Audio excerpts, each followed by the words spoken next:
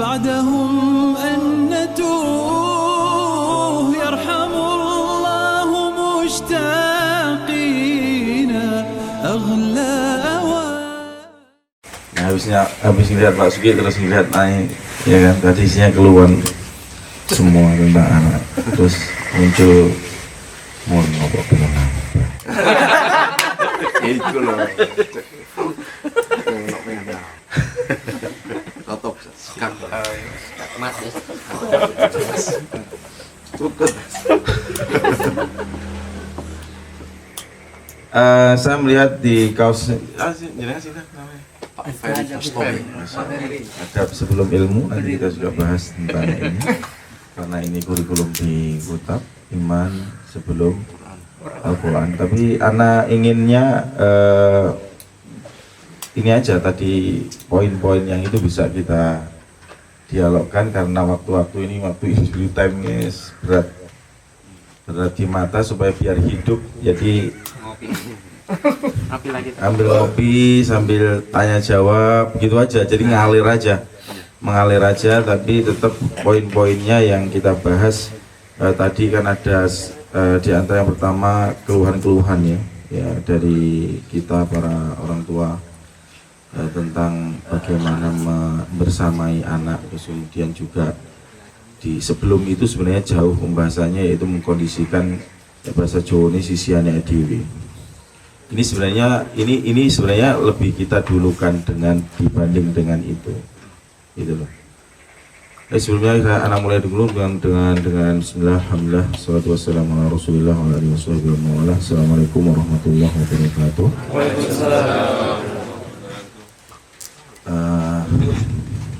Para ayah Kutab Al-Fatih Kediri yang berbahagia, alhamdulillah cukup kita panjatkan kehadirat Allah Subhanahu wa taala. Akhirnya kita bisa mengagendakan kembali untuk mabit lutut kita semakin dekat. Makanya tadi mau di belakang saya nggak mau ke situ, saya sini aja karena anak belum dekat sama antum. Karena fasnada rukbatai ila rukbatai kan mendekatkan lutut dengan lutut, nggak ada jarak gitu dengan antum semuanya. Kalau kita batas meja gini saja beda, apalagi hanya dengan online itu sudah finish dan ya kan gitu toh, rasanya sudah beda. Anak ingin memberikan latar dulu bahwa ada beberapa hal yang hal itu bisa menjadi pengaruh di dalam membentuk karakter seseorang, baik itu kita ataupun anak. Ya, yang pertama itu di kitab usul at-tarbiyah al-islamiyah, jadi dasar-dasar memahami pendidikan Islam. Yang pertama adalah usrah, yang pertama adalah keluarga. Yang kedua itu adalah bi'ah, lingkungan. Yang ketiga itu adalah madrasah atau sekolah. Yang keempat adalah masjid. Kalau lebih ada 4 poin yang sangat mempengaruhi kepribadian seseorang. Apakah itu dari keluarganya, apakah itu dari lingkungannya, apakah itu dari sekolahnya, ataukah itu dari tempat ibadah di masjid. Dari hal ini maka tentu kita akan pertama ya jelas gimana kondisi keluarga kita. Kalau lingkungan kita, sekolah anak-anak kita ini, dan masjid tentu sentuhannya jelas sekali ruhiyah iman. Kadang seseorang aja mau nyari masjid sulit, ataupun kadang masjidnya juga tidak searah dengan kita, atau bahkan masjidnya ditutup tambah repot lagi. Maka tadi melintas itu saya berharap nanti ke depan di Jawa Timur ini akan dibebaskan lahan yang luas sekali. Nah, disitulah akan berkumpul semua unsur tadi itu di dalam satu kawasan. Nah, ini kan dilakukan oleh Ustadz Budi, Madrasah Al-Fatih yang 9 hektar itu kan. Sudah betul di situ, sudah numplek-plek situ. Mau milihkan lingkungannya situ ada sudah. Masjid ada situ, keluarga utama. Nah, hal ini kan ada dulu di zaman yang terbaik itu. Noleh kanan kiri contoh kan gitu. Lihat temennya bapak contoh kan gitu kan. Lihat temennya umi contoh kan, semuanya contoh. Nah, ini yang kita sekarang hadapi, tonggo ngono kan gitu, ngarepan gitu, belakang gitu.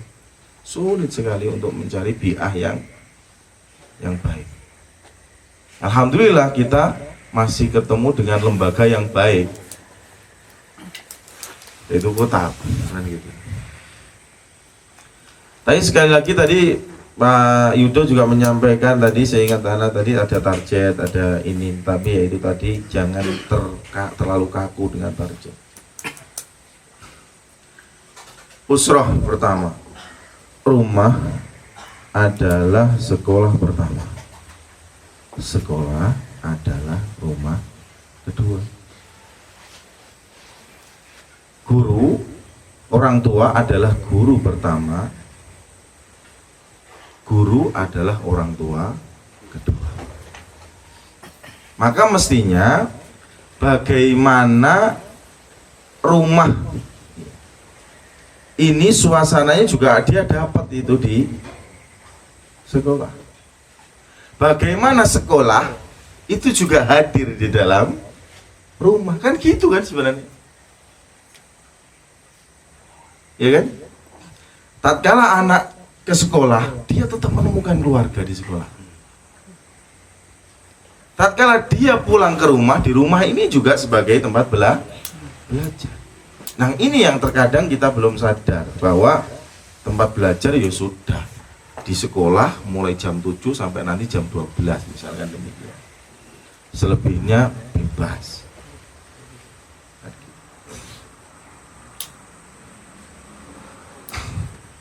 Itu yang pertama. Jadi usroh atau keluarga ini Masya Allah sangat-sangat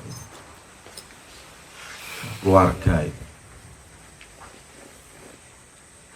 Apalagi yang masih tinggal sama dengan mertua, masih dengan orang tua, tentu saja permasalahannya di situ. Apalagi yang masih ada dengan kakak, dengan adik satu atap, ini mesti lebih kompleks lagi masalahnya.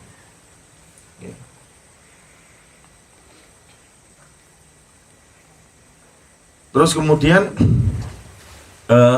jadi nanti lintasan-lintasan terus sana lebih tertarik bahas nanti biar ngalir gitu aja ya, biar mengalir gitu. Ada ilmu yang memang ilmu itu di kota sudah benar ada urutan ya kan, ada tahapan, itu kan standar ya kan, standar mulai dari pusat sampai ini standar, ada standar.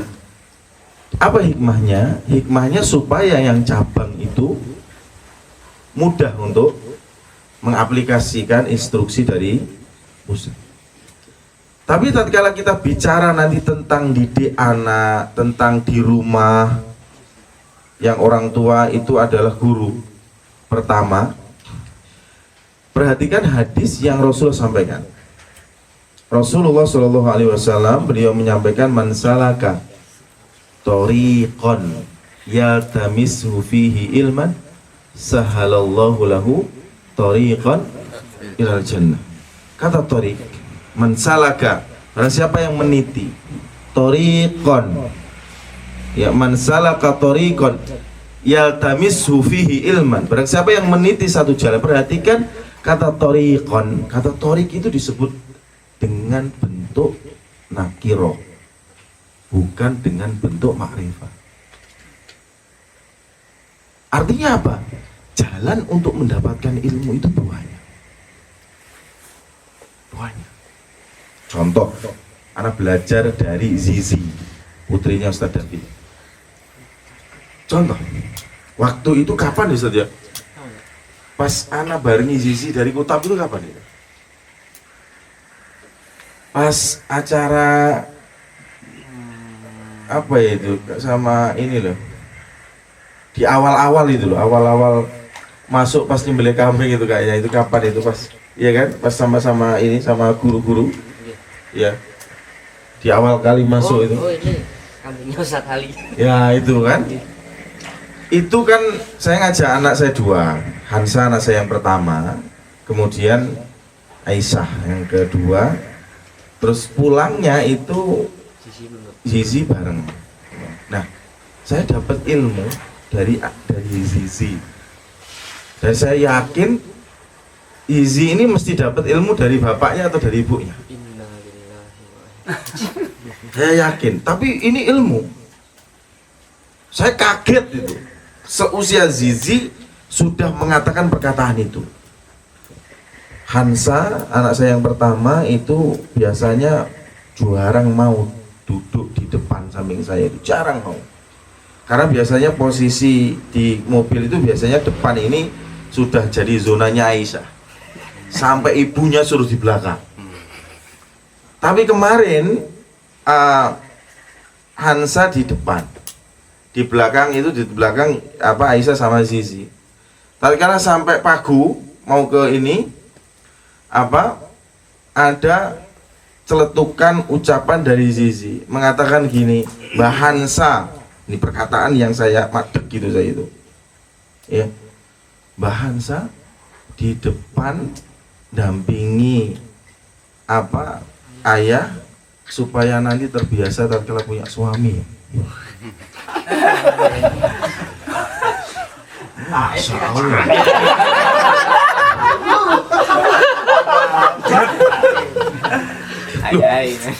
Tapi ini masuk gitu loh, dan ini ilmu. Anak sekecil itu, ya kan? Berapa usianya Zizi? 9. Ini loh yang memang harus kita tanamkan itu sejak, ya. Jadi kita tahu istri-istri kita gitu ya, ataupun mereka juga tatkala bersama ibu-ibu mungkin juga bercurhat ke suami-suami kita gitu, sama saja. Ya karena memang kita apa, yus ketemu sama istri ini yus seperti itu jadinya kan gitu. Istri kita temu kita yus seperti ini, ya kan. Kecuali bisa dipesan dulu gitu kan. Pesan dulu. Ini kan pelajaran mahal. Ya. Tadi loh, anak sampaikan tadi, kata torikon, jalan itu tidak disebut dengan makrifah, tapi disebut dengan naki. Artinya jalan untuk mendapatkan ilmu itu banyak sekali. Anak bisa mengambil pelajaran dari Ustaz David, dialog. Saya dapat pelajaran dari Pak Yudo, saya dapat pelajaran dari Pak Agung. Dengan duduk dialog itu saja dapat ilmu. Gitu. Ya. Kemarin contoh apa, Pak Yudo sama Pak Agung waktu ke rumah bicarakan tentang teknis ini, ya kan, mengingatkan anak acara mabit. Pak Yudo mengatakan kalau Ustadz dulu waktu saya kecil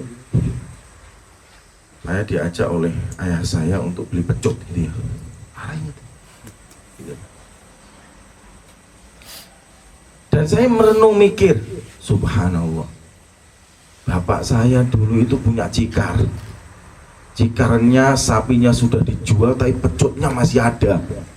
Saya ingat gitu. Iya kan? Dan adik saya itu yang pernah merasakan mencicipi pecut.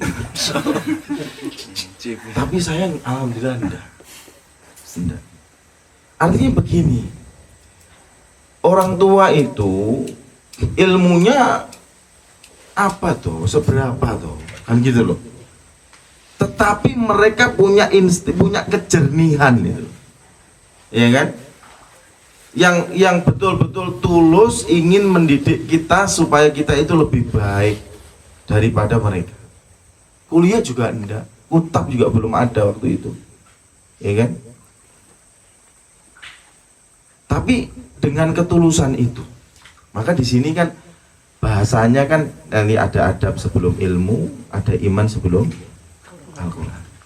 Maka ini loh poin penting muahal itu, yuk kita hadirkan rasa benar-benar hadir gitu. Hadir menjiwai terhadap anak-anak kita. Gak usah keburu-buru ya. Seperti anak saya SMP yus kadang masih sulit kalau ini dibangunkan. Terus saya juga bina anak-anak ini SMA di pondok sini, ini SMA. Maka tatkala acara di sini alhamdulillah anak senang sekali, bisa deket kan, ya kan, deket. Dan ini tadi anak sama keluarga, terus anak turunkan di pondok sudah di sini ya. Yang ngikut alhamdulillah di pondok, terus anak kesini gitu. Jadi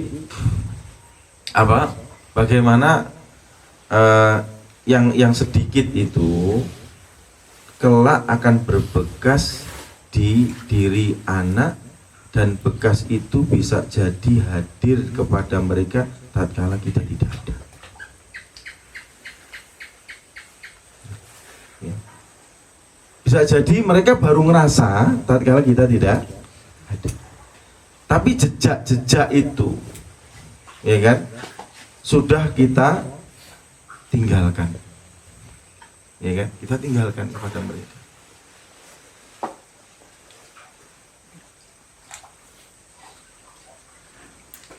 Contoh, kalau tadi Zizi tadi contoh itu. Tatkala Ana diskusikan dengan Mas Yudo dan Pak Agung kemarin itu jangan kita itu terpaku pada penilaian angka.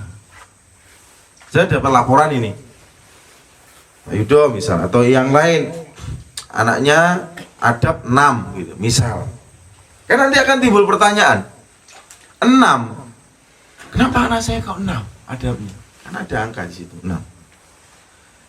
Kan timbul pertanyaan, dan pertanyaan sangat cerdas dari Pak Yudo mengatakan, terus apa yang harus saya perbaiki? Di sisi mana adab supaya nilainya ini? Ini nih, perhatikan. Di kutab ini memang ada itu, tetapi jangan terpaku dengan itu. Maka Ustadz David ada rebuan. Ana sendiri tafadol. Selama ana longgar, antum mau datang kapan saja, ahlan wa sahlan. Ya, ahlan wa sahlan. Ya, tapi kalau memang ana bisa, fadol silakan. Kapan pun. Ustadz David jam 6 pagi ada. Datang tafadol. Silakan. Pak Agung, mau tafadol silakan. Ya, cuman kadang anak-anak lupa gitu. Lupa nggak bales gitu. Mas seharian ini kan gitu di pondok ya kadang sampai lupa karena memang sehari-hari anak membersamai anak-anak. Bersama anak-anak. Contoh gini. Nanti kalau udah dewasa. Saya pernah satu kapan itu kan anak ke belakang. Betapa kagetnya saya ke dapur di pondok itu. Ini anak SMA loh. terus kemudian kora-koran numpuk, wastafelnya ini mampet, tak delok gini. Ini kalau dilihat airnya mampet ini warnanya sudah kuning ini. Nah, ini berarti kan sudah lama ini. Padahal di situ ada anak-anak. Bisa jadi mereka kora-koranya mungkin di kamar mandi paling. Kan gitu. Terus kemudian anak ambil sendok, ya ternyata itu sebenarnya nggak mampet. Karena mereka ini ternyata belum bisa memisahkan. Ini ada kotoran di ini ya kan, sisa makanan di piring ini. Mestinya kan dibuang di tempat sampah mestinya. Tapi itu dibuang di SMA. SMA. Mungkin orang desa. Hah? Saya kurang-kurang kali ya. Oh, kurang-kurang ini. So kabeh batal.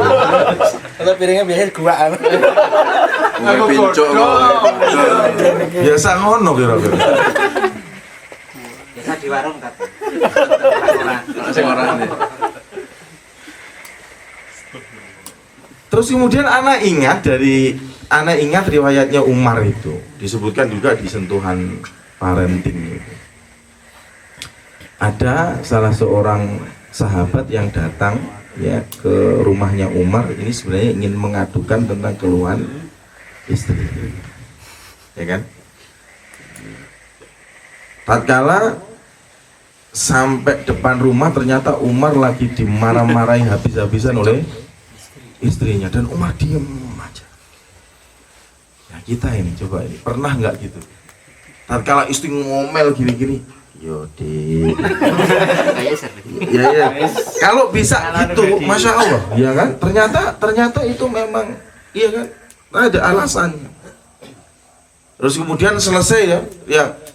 Ada halu Umar, fakaifa bihali. Ya Umar kayak ngene, pemenang aku kayak gitu. Balik kan gitu kan. Balik kanan, terus kemudian Umar sudah selesai ya.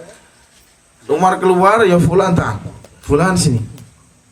Kemudian Mas Duri, apa yang kamu inginkan?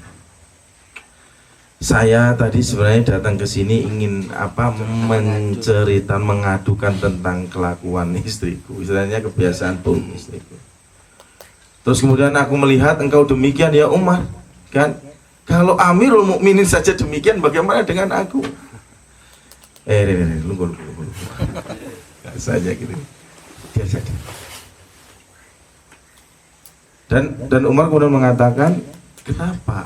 Ada ilahnya, ilah alasannya. Kenapa demikian? Jadi pelajaran mahal bagi kita, ya. Aku lakukan, tapi aku diam saja itu. Illa bihuquqin lah, karena ini adalah haknya dia. Haknya marahnya istri itu memang haknya dia. Haknya istri itu. Tersalurkan. Sudah marah, sudah. Terus kemudian li'annaha, hanya kan kembali kepada istri. Li'annaha tabbakhatun li ta'am. Karena istriku yang masakkan makanan. Ya. Khabbazatun li khubzi, yang memanaskan rotiku, menghangatkan rotiku. Ghassalatun li thiyabi, yang mencucikan pakaianku. Raddu'atun li waladi, dan yang menyusui anak-anak.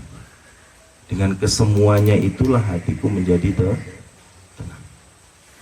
Coba urusan dapur, ya kan, urusan sumur, urusan kasur. Ternyata perkataan ini itu sudah wakrab di telinga bapak-bapak kita dulu, mbah-mbah kita dulu, gitu loh, ya kan?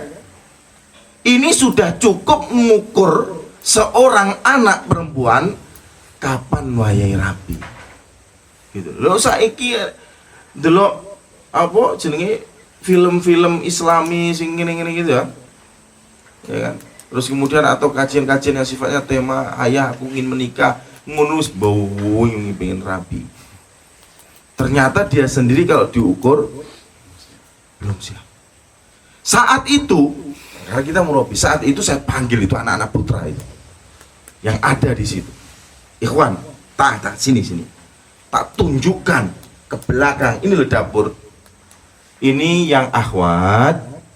Ini sepertinya butuh bantuan kita. Coba lihat. Masya Allah, astagfirullah. Itu yang ikhwan itu. Makanya kalian jangan terlalu husnudzon pada anak pondok, saya bilang gitu. Ganti Ya, target. jangan terlalu husnudzon sama anak pondok, saya bilang. Karena coba itu sudah hafal 15 juz, sudah hafal Arba'in Nawawi, ya kan? Sudah apa? Selesai Riyadhus Shalihin. Tapi urusan ini belum selesai, belum layak. Kaos kaki di mana-mana. Ini loh, ini menjadi ukuran. Ya, menjadi ukuran. Ya, saya juga itu sebagai tarbiyah ben gak mikir nih akhwat, gitu loh. Ternyata yang mereka ini kadang-kadang itu anak-anak itu, iya kan? Taman di pondok itu yang membikinkan salah satu wali santri, ya akhwat, usahanya jual tanaman. Ngone sing ikhwan urusan nyirami lho royokan. Royokan aku. Ustadnya anak sing ini, sudah. Wis no siramono. Panggil ustaz. Tapi sok wi ustadnya sing.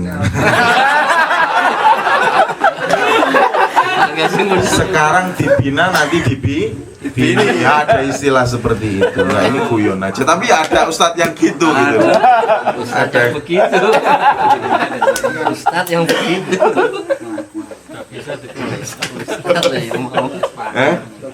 Iya kan, Marawi kan itu kan banyak gitu kan, bina saya kan gitu ya.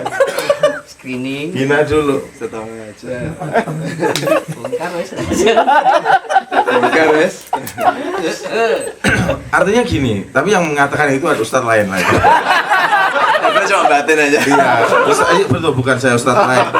Tapi saya perhatikan ada dialog itu gitu loh. Saya jadi nyapa terus, kemudian terjadi pembahasan di waktu yang lain. Jadi nyapa arek-arek imam kan gitu. Saya tanya kepada ustadz yang lain, alah tatat urusan siram loh. Caca iki seroyokan nyapa tuh jadi. Astagfirullahaladzim, ternyata asbabul wurudnya itu. Makanya anak panggil kalian itu jangan terlalu husnudzon sama anak pondok, iya kan? Ternyata sudah hafal 15 juz mungkin, udah selesai Arba'in Nawawi hafal gini. Tapi urusan ini enggak, belum.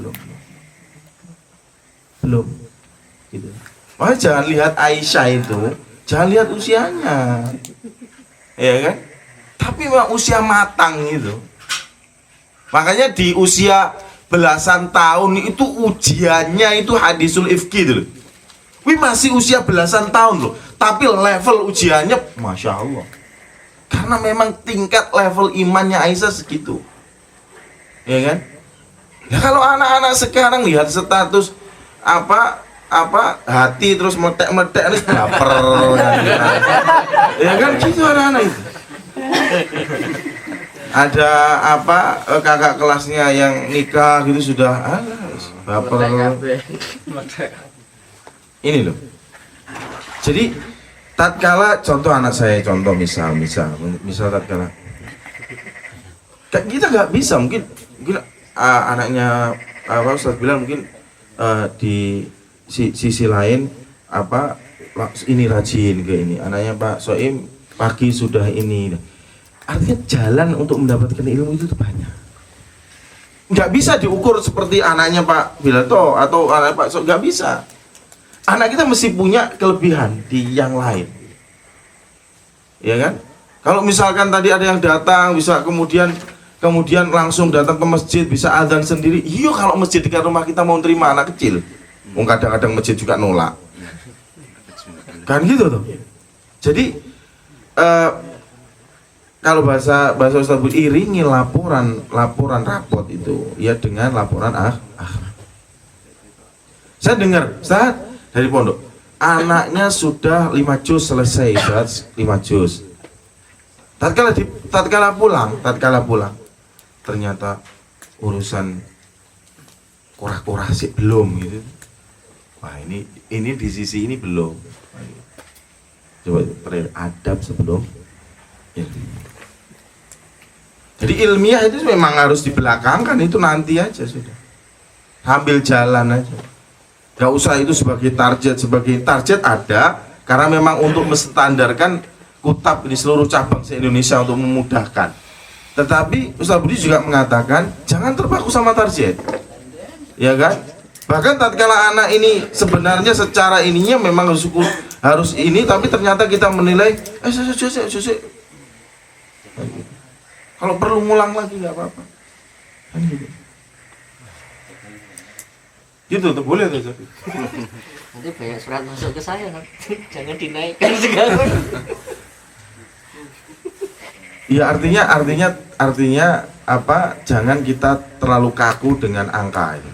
Ya, karena penilaian itu tidak apa dulu generasi terbaik ada angka kan enggak ada. Itu hanya untuk memudahkan saja, untuk memudahkan. Tapi di sisi lain, contoh misal apa, Duk, Abuya nanti mau ke pondok ini atau mau ke kutab misal, terus kemudian mau pakai pakaian ini, ya kan, tolong disiapkan. Itu cepet gitu, setrika, siapkan di meja, ya kan, masya Allah. Nah, di sisi ini, wah, kayak gitu toh. Ya di sisi lain itu kan penilaian, ya kan? Nggak bisa kita angkakan, nggak bisa. Bahkan kadang-kadang apa libur kan, tatkala ini istri anak ada, karena anak saya pertama kan juga tiga-tiganya putri. Kemudian, Dok, Abuya lapar belum makan, tolong bikinkan ini apa telur dadar. Terus langsung ke dapur bikinkan. Terus kemudian biar kasinan boga. Dah wis enak, cocok. Nanti kalau kamu nikah, suamimu mesti seneng. Gitu. Jadi memang hal-hal itu memang harus ditanamkan memang sejak awal. Nah, nanti tinggal kebalikannya saja. Ya kan? Bagaimana kita kepada anak laki-laki. Ya kan? Laki-laki. Ya memang gitu tarbiyahnya. Pak Yudo diajak beli pecut, jadi lek manggil ceder ngono wis padha gitu Pak Yudo ya. Ya cara ngumpulkan, tapi itu berkesan, ya kan? Berkesan karena kerasnya itu pakai hati, ya kan? Keras pakai hati, sehingga akan berbekas kepada anak. Jadi apa adab ya sebelum ilmu, terus kemudian iman ya sebelum Al-Quran. Jadi sudah ini aja sudah, berarti nggak usah kita terlalu ribut-ribut nanti gini, itu nikmati aja, jalani aja. Saya aja, anak saya ini aja yang SMP saja masih seperti itu juga, ya kan? Dan kita dulu SMP koyo opo kan gitu tuh, ya kan? Ya kan gitu ya. Terus kemudian anak kita baru sekarang apa masuk kutab, dan kita sendiri juga saat ini hijrah, ya berarti ya sudah imbas lah kan gitu ya. Jadi berjalan bersama saja, berjalan bersama saja. Tapi tatkala kita tahu, terus kemudian anak-anak kita demikian, ya masya Allah, sampai detik ini kita ini sudah kayak seperti ini, sakit kita pas-pasan gini dari segi ini, tapi ternyata anak kita sudah sampai tahap ini, pendidikan baik, lingkungan baik, masya Allah. Besok koyo opo kan gitu loh. Wong kita saja, alhamdulillah kita ini loh, alhamdulillah gitu loh. Alhamdulillah bapak saya sendiri, ya Allah yarham, dengan keterbatasan ilmu mesti ada yang sesuatu yang berbekas di dalam diri kita, ya di dalam diri kita, ya contohnya itu tadi ya. Ternyata cambuk itu ya kan, jadi mikir saya punya sapi punya cikar didol, tapi cambuk itu enggak, cambuk itu gak enak gitu, cambuknya sapi itu contoh. Ternyata memang ada hadis, ya, ada apa dalil. Jadi hal-hal ini itu hadirkan rasa, ya kan. Kemudian setelah dua kurikulum ini tadi itu, tanamkan terus pada diri anak kita itu, yaitu adab. Adab saja butuh waktu puluhan tahun. Imam Ahmad beliau mengatakan thalabtul ilma isruna sana wa thalabtul adab thalathuna sana. Ini Imam Ahmad. Saya belajar ilmu 20 tahun. Belajar adabnya 30 tahun. Ya kan? Jadi nanti kalau anak-anak kita sekarang apa sekarang terus ada. Anak mau cerita. Kalau saya ini sebenarnya kalau dulu itu, jadi aku yura pinter jadi, ya kan, gak pinter. Tatkala pertama kali masuk di Ummul Qura, itu ada 3 barengan saya yang diterima. Satu Ustadz Abdul Atik dari Jakarta, yang kedua saya, yang ketiga salah seorang dari Cianjur. Anak ketemu dua-duanya ini waktu di kedutaan Saudi. Yang dari Cianjur itu nggak jadi berangkat karena dia kurang punya ini ya, ngurus visa, karena visanya kan dimasukkan di kedutaan Saudi. Saya cerita aja. Kemudian Ana tatkala ketemu sama ini Ustaz Abdul Atik ini ya, sekarang sepertinya masih di sana atau dokter apa-apa. Ana baru mengajukan visa. Ya kan? Terus ketemu teman Ana ini. Dia sudah ngambil visa. Dan dia katakan, "Loh, ente diterima?" Iya, Ana diterima. Terus kapan ini berangkat? Ana masih belum ini. Tiket Ana belum oke. Terus dia, Ana besok berangkat. Don itu saya. Don itu Ana. Ya. Dan waktunya tinggal sedikit. Teman saya dia sudah, Ana baru ngurus.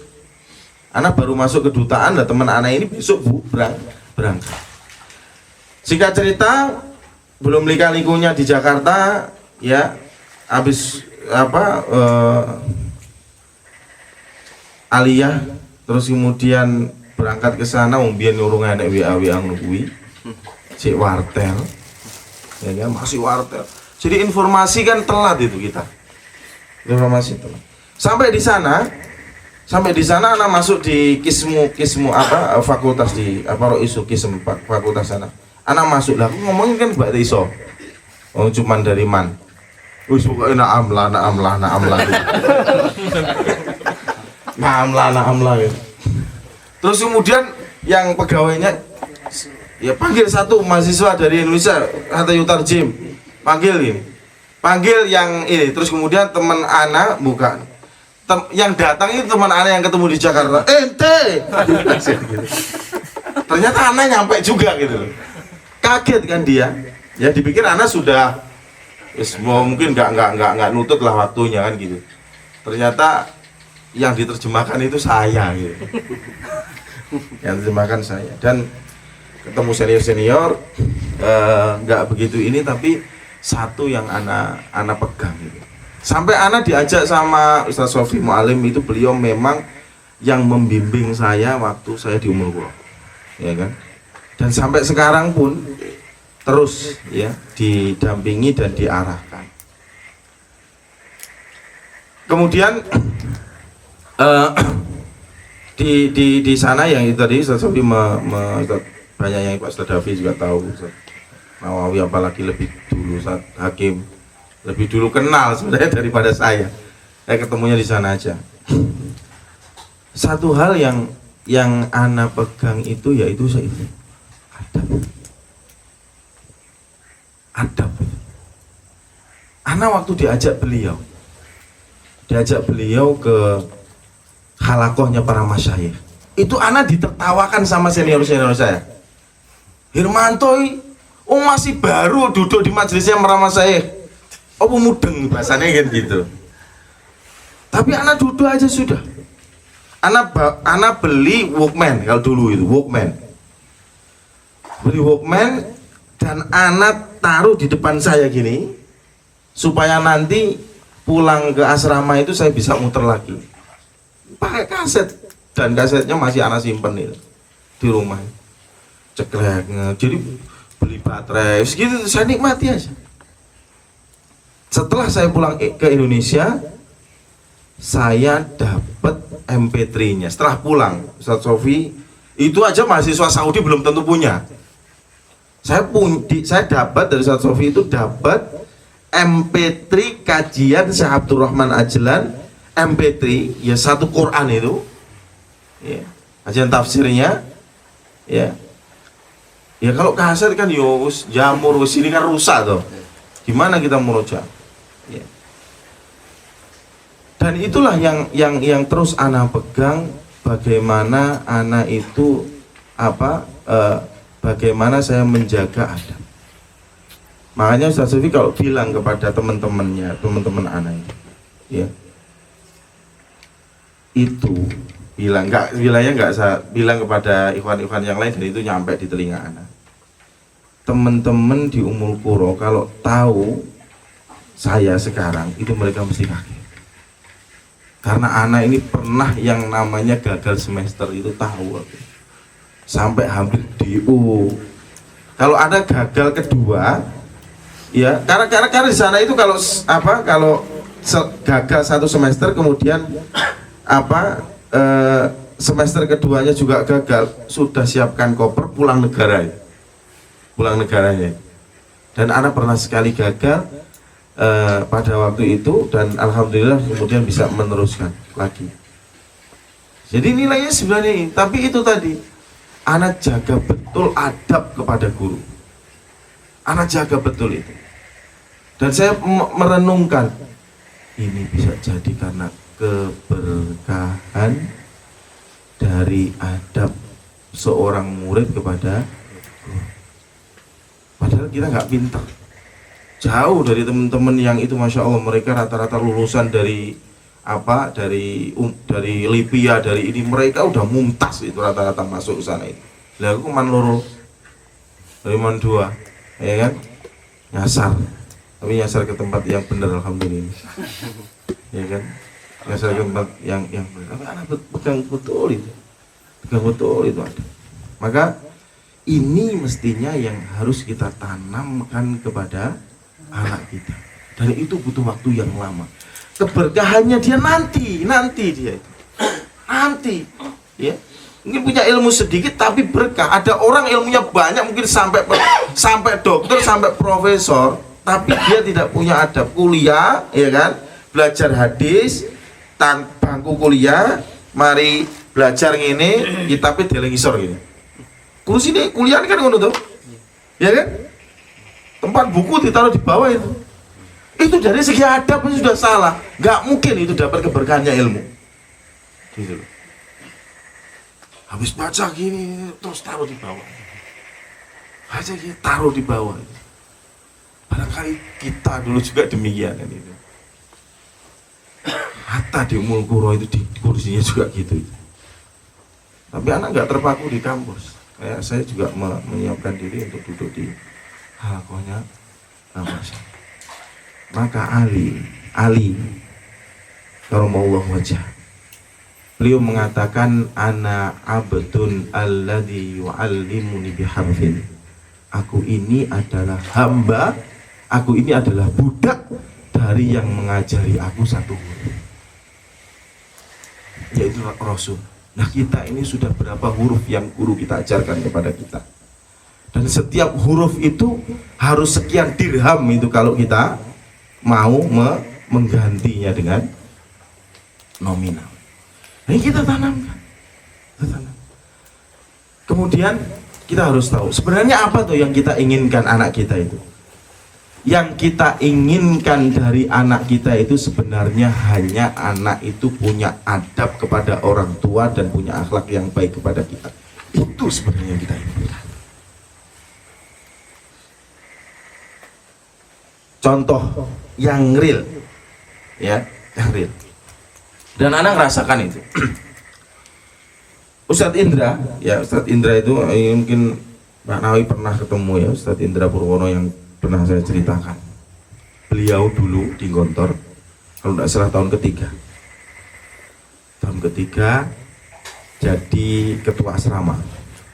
Tatkala menjadi ketua asrama itu nggak bisa fokus belajar, sehingga tatkala tes itu disuruh baca juz amma. Coba hafalkan satu surat dari juz amma. Tidak ada satu surat pun yang dia bisa. Ngebleng-bleng, wis bleng, hilang pokoknya. Karena sudah apa? Nggak siap, nggak ini karena sibuk memang dia jadi. Terus kemudian sama gurunya dikatakan wis surat Al-Fatihah. Habis membaca surat Al-Fatihah, Ustadz Indra ini nangis, kemudian lari ke wartel. Nelpon orang tua, merasa gagal. Nelpon orang tua, bapak, ibu, nangis itu dia. Saya ujian gagal, saya nggak bisa, ini cuman apa lulus surat Al-Fatihah. Al-Fatihah gitu. Al-Fatihah ya. Karena maknanya fataka itu artinya menghancurkan. Kalau Al-Fatihah berarti hancurkan kan berarti. Pernah dengar ya itu ya? Beda maknanya Al-Fatihah sama Al-Fatihah itu. Fatahah Al-Fatihah artinya membuka. Kalau Al-Fatihah artinya membunuh, artinya menghempas. Dari kata fataka, ya, fataka sama fataha beda. Itu kalau dirujuk ke bahasa Arab bahaya itu perkataan itu. Ya. Tapi kalau kembali kepada lahja, kepada logat ya beda lagi. Itu kan memang logat kan gitu. Tapi kalau ada unsur sengajaan lah itu baik. Terus kemudian nangis-nangis, apa yang membuat hatinya Ustadz Indra ini besar kembali? Ternyata jawaban orang tuanya, rapo boleh, ibu wis seneng sampean saiki dadi anak sing soleh, adab apik dan akhlaknya. Ternyata itu yang orang tua inginkan. Anak-anak kasih contoh yang ini ya, real. Dan itu sebenarnya kita inginkan. Bukan kita nanti anak kita punya kendaraan mewah, setiap hari kita diantar makanan menu ini, tapi mereka tidak punya akhlak, adab, naudzubillah. Ya kan? Kita sekarang saja lihat anak kita yang koyok ngono wis ngelus dodol. Apa meneh sekolahan dibiayai ujung-ujungnya mikir pilok-pilokan. Piye jajar sekolah sing koyo ngono? Gak tambah ndang nyengkane wong tuwa. Ayo ngaku sapa pilokan. Pilokan biyen. Salah. Pisan tok etok. Artinya masya Allah anak-anak kita ya gitu loh, ya. Jadi adab ini adab yang ini. Kemudian nanti bisa sharing satu hal lagi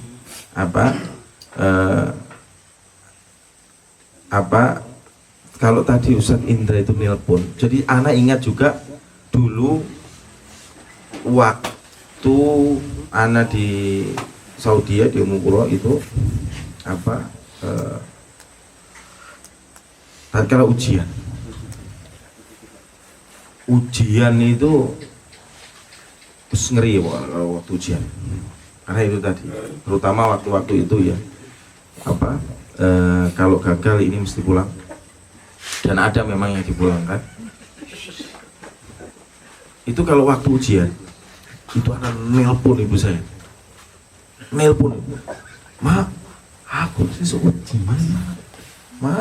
ujian, tolong sampai dongak nih. Dan ibu saya bisa ditanya ibu saya, dan ibu saya kalau saya ujian itu langsung puasa terus sampai saya selesai ujian. Gak peduli iki bid'ah iki sunah wis pokok anakku ujian wis aku poso terus sampai anakku mari ujian. Gila. Wong tua. Maka kita sebagai orang tua apa? Gandolono anake ae dhewe ben dadi anak sing saleh iki karo donga. Ini barangkali yang kita lupa. Gandolono karo donga. Anak kita itu proses, masih proses. Terus mereka belajar, kita gandoli dengan doa. Ya. Sampai kalau pelajaran sing killer gitu, dulu ada Dokter Muhammad Al-Qurashi. Ini paling takut saya. Dia memang dari kabilah Quraisy. Iya Qurashi, Al-Qurashi, Muhammad Al-Qurashi. Ini ngajar Syarah Alfiyah Ibnu Malik Tamzil segini nih, gak pernah bawa buku. Kalau masuk ke kelas ini, dia gak duduk dulu, datang ini ya, datang ini apa tulis ini ya, aina kolam gitu. Mana pulpen, mana spidol, masuk tulis kalamuna lafzun mufidun kastaqim, tulis itu baitnya. Habis itu dia duduk dan dia nggak berdiri kalau nggak pulang. Jajal ngerangin nahu, gak perlu contoh-contoh gitu. Sudah aja duduk gini aja dia. Duduk gini saja sudah. Padahal pelajaran nahu kan perlu contoh, perlu ini kan gitu toh. Ngono kita cek bingung, lah kuwi oga. Cuman ditulis baitnya mungkin 4 bait terus kemudian dia duduk, sudah terangkan gini. Iqra. Baca, ayo baca. Kalau ada cetakan yang salah, akhtot. Itu salah, yang benar gini. Apal itu orangnya. Gak pernah bawa buku. Ya, Dr. Muhammad Al-Qurashi. Masuk takut. Itu kalau pelajaran itu, anak telepon ibu anak, "Mak, tolong sampai kirim surat Al-Fatihah." Anak gue Muhammad Al-Qurashi khusus betul. Khususon. So kirim untuk Ustaz Takut. Aku gak killer, Pak. Sampai anak tawasuh dengan orang-orang yang soleh yang ini. Makanya kita itu nggak usah terburu-buru. Iya, itu sudah jadi istihadnya para ulama kan gitu, iya kan? Gitu. Ya. Sampai anak gitu, sampai khusus buat Dr. Muhammad Al-Qurashi, siap, apa Asyaibah, bukan siap, Dr. Asyaibah, ya, baca Al-Fatihah, tapi Al-Fatihah ya bukan. Terus kemudian di situ kan digabung antara apa? Antara ridho kepada orang tua sama ridho kepada guru, gitu. Jadi dua hal ini yang menjadi poin besar yang bisa anak ambil. Kita dapatkanlah ridho dari orang tua, kemudian ridho dari guru kita, dari guru kita. Ya. Di dalam kitab Ta'lim Muta'alim, ya, ana ceritakan di Asatidzah di kitab juga bahwa ada salah seorang yang dia seorang guru, dia sakit, kemudian muridnya menziarahinya, menjenguk, tapi ada satu murid yang tidak. Kemudian gurunya itu tanya, "Kenapa kamu kemarin kemana kok tidak hadir?" Katanya, saholatni walidati, saya sibuk dengan orang tua saya. Gurunya nggak senang dengan jawaban itu ternyata, gitu. Maksud nyari waktu sebentar aja nggak bisa. Kemudian muncul perkataan dari gurunya itu, ya, razaqallahu umrah wala turzaqu fi ilmi. Semoga Allah memanjangkan umurmu dan memberikan rizki kepada ilmu. Akhirnya orang ini benar hidupnya panjang dan dia tidak mendapatkan keberkahan ilmu, dia tidak bisa ngajar. Dan salah satu hal yang ini itu diantara Allah mengangkat keberkahan. Alim mungkin banyak ilmunya, ya kan, sekolah ini tapi nggak berkah gitu. Maka kan ayatnya yarfa'illahul ladina, diangkat oleh Allah subhanahu wa ta'ala, berkah. Hal yang berkah. Maka hal-hal demikian inilah yang terus kita tanamkan kepada bahasanya. Ustaz, gak usah pinter-pinter, hanya gitu. Yang penting soleh. Terus bukan berarti urus kemudian enggak gitu maksudnya, artinya ini menjadi prioritas gitu. Makanya IQ belakang ya adab yang didulukan.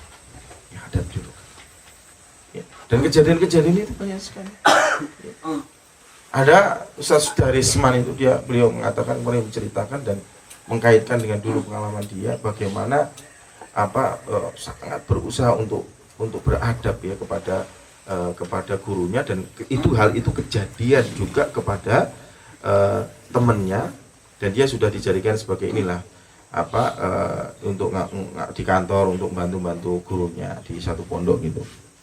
Kemudian pondok lulusan kantor ya, bikin pondok, terus beliau jadi staf di situ lah.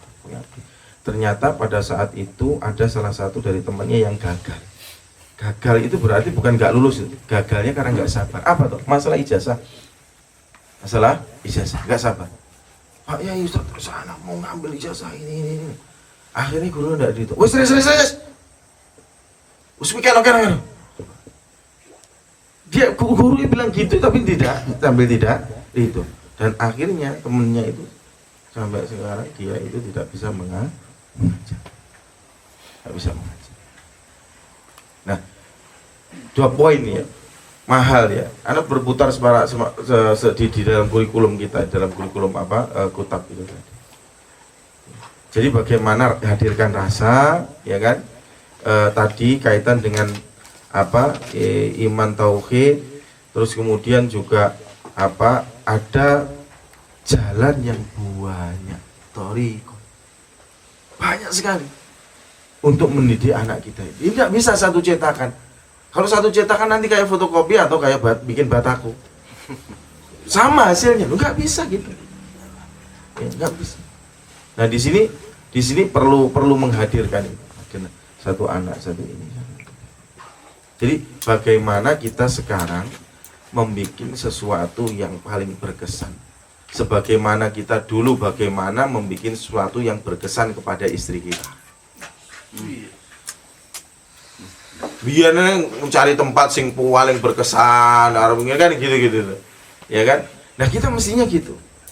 Apa ini? Sesuatu yang sangat berkesan. Dan ada kalanya memang kita ini harus ada waktu berdua dengan anak kita tanpa di situ ada istri. Kapan kita antum berdua sama anak itu kapan? Kan gitu. Sampai anak saya itu, saya yang paling sekarang ini paling sering sama saya itu Aisyah, anak saya. Sama namanya anak, ya di sini ada kelebihan, ada kurang. Tapi ada satu hal yang bikin anak kaget. Itu contoh misal, jadi sentuhan-sentuhan itu waktu itu dari pondok, kemudian anak ajak gembahnya di Pagu sana. Terus kemudian karena mbaknya di sana sebelum kembali ke pondok, saya bilang kepada anak saya ini, si Aisyah ini, Dok, di sini ya, di sini ya, besok Abuya sama Mama kesini jemput. Mamanya kan besoknya libur. Nah, saat itu anak itu kayak bengong gini, tak suruh salim, tak jak salim, nggak mau salim. Terus kemudian ya sudah, anak pamit, di situ juga ada mbaknya, ada ibu saya, anak pamit. Besoknya anak kan ke Pagu sana sama istri. Kemudian anak-anak ini dia menceritakan, dan anak sebenarnya sudah nggak kepikiran gitu loh, nggak kepikiran. Dia menceritakan tentang kemarin kenapa kok diajak diajak bicara kok tidak mau, dan diajak saliman kok tidak mau. Dia menceritakan itu karena pada waktu itu saya lagi mikir, katanya. Kemarin Aisyah mikir apa Nduk? Saya juga bilang. Ternyata dia mikir kalau Abuya pulang sendirian itu nanti sendiri, ndak ada yang nemenin. Ternyata itu yang dia katakan. Nanti Abuya di mobil, nggak ada temennya. Ternyata kemarin itu dia lagi mikirkan itu gitu. Usia 5 tahun ya. Saya kaget juga. Ini kan berarti sudah anak itu berarti sudah hadir pada diri si anak ini. Sudah hadir ya, sudah hadir. Nah, ini hal-hal yang harus kita biasakan ya. Biasakan sentuhan-sentuhan itu tadi, maka bahasanya di kitab Sabdi juga sentuhan gitu kan. Jadi dua kurikulum yang ini sudah itu nggak jauh-jauh dari itu ya, bikin momen-momen ya, jejak-jejak diri kita ini pada kehidupan mereka. Bisa jadi mereka menemukannya itu setelah kita tidak ada, tapi jangan takut ya kan, jangan takut, yang penting kita soleh dulu ya.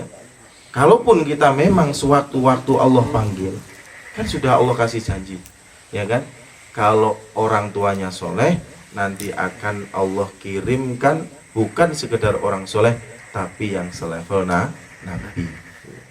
Kisah tadi sampaikan oleh Ustaz. Ya. Itu mungkin yang bisa Anda sampaikan. Selebihnya mungkin bisa diskusi atau nambahi, menanggapi. Tafadhol masykurah. Dari saya, Assalamualaikum warahmatullahi wabarakatuh.